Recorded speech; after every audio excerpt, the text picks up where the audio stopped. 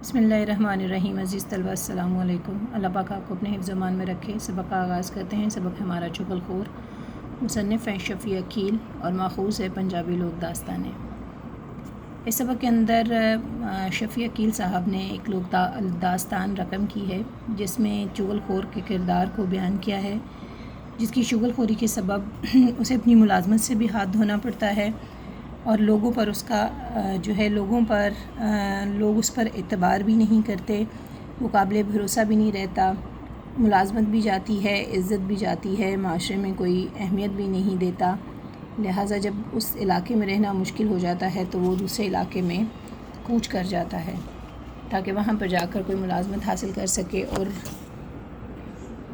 रोज़गार का सिलसिला आगे बढ़े। तो इस हवाले से इस किरदार को बुनियाद बनाकर शफ़ी अकील साहब ने बड़े माहिराना अंदाज में माशरे पर चुगलखोरी के मनफी असरात को मौजू बनाया है। इसके साथ साथ हमें ये बावर करवाने की कोशिश की है कि चुगलखोरी एक आदत बद है जिसकी इस्लाम सख्ती से मज़म्मत करता है।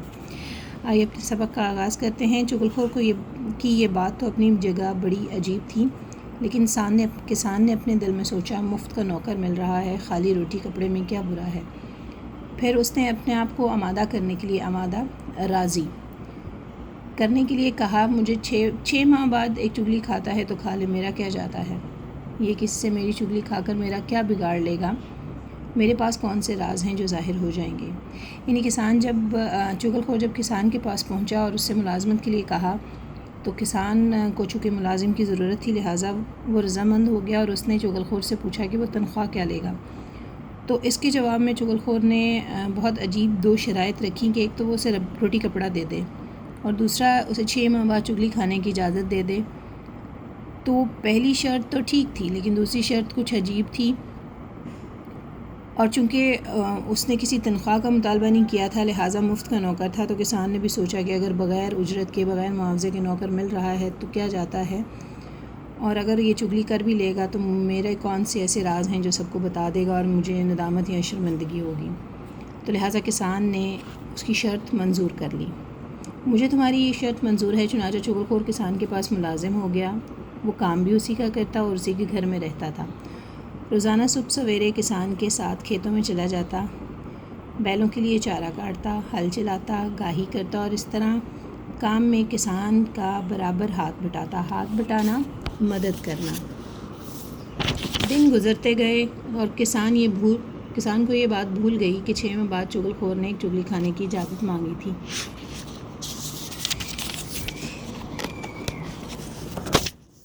उसने चुगली खाने की इजाज़त दे दी थी। किसान इस अरसा में ये तमाम बातें भूल चुका था। इधर चुगलखोर किसान के यहाँ मुलाजिम हुए 6 माह बीत चुके गुज़र चुके। अब और उसका दिल चाह रहा था कि किसी से किसान की चुगली खाए। वो 6 माह से अब तक अपनी आदत पर जबर किए हुए, जुल्म किए हुए, मगर अब मुआहदे की मुद्दत ख़त्म होने पर अपने आप पर काबू पाना उसके बस में ना था। चुनांचे जब वो अपनी आदत से बिल्कुल मजबूर हो गया तो उसने सोचा, अब चाहे कुछ हो, मैं किसान की चुगली ज़रूर खाऊंगा और अब तो मुआहदे के मुताबिक मेरा हक़ भी है। यानी 6 माह तक तो उसने अपनी आदत पर जबर किया, सब्र से काम लिया और 6 माह गुज़रने का इंतज़ार किया। लेकिन जब 6 माह गुज़र गए तो फिर उसको ख़ुद पर काबू पाना या काबू रखना मुश्किल हो गया। लिहाजा उसने किसान की चुगली खाने का मुकम्मल इरादा कर लिया। एक रोज़ किसान हस्बे मामूल अपने खेतों में गया हुआ था, हस्बे मामूल के मुताबिक, और घर में उसकी बीवी अकेली थी। ये देखकर चुगलखोर किसान की बीवी के